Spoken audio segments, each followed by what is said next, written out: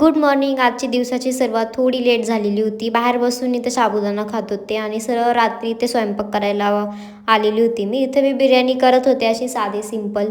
आजचा दिवस खूप खूप बोर होता. काही करायचं मन नव्हतं, व्हिडिओ काढायचं त्याचं मन नव्हतं. म्हणून दिवसभर मी असाच टाईमपास करत करत करत दिवस काढलेला. आणि इथे मम्मी संध्याकाळी आली होती किचनमध्ये स्वयंपाक करायला. बाकीचे 3-4 दिवस ते एकदम मस्त गेले, कारण बाहेर जायचं होतं, व्हिडिओ काढले, मग ते पोस्ट करायला वगैरे किंवा व्हॉइस वगैरे द्यायला दिवस चांगला माझा निघून गेलेला होता. पण आज तर मी घरीच होती, काही करायला नव्हतं माझ्याकडे. काही गोष्टी असं असतात की ज्या आपल्याला एकट्यानंच कराव्या लागतात. कधी कधी कोणी असतं, कधी कधी कोणी सोबत नसतं, तर ते एक टाईमची गोष्ट राहते ती पण.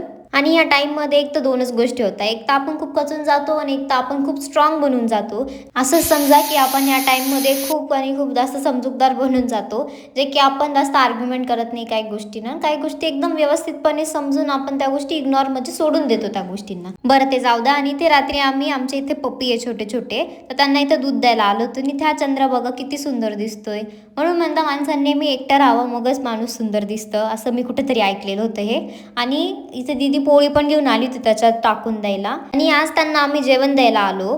आणि आज एकही नव्हतं तिथे. नाही तर रोज ते चिल्ले पाले इथून तिथून इथून तिथून फिरत राहतात. 7-8 जण आहेत ते टोटल. त्यांची मम्मी पण राहते त्यांच्यासोबत. फायनली खूप वाट बघितल्यानंतर त्यांची मम्मी तिचं एक पिल्लू आलेलं होतं फक्त, मग त्यांनीच ते खाल्लं. वर आलो, आईस्क्रीम खाल्ली आणि बस असा होता माझा आजचा दिवस. सर्व दिवस आपण जसं ठरवतो तसे तो होणार आहे नाही.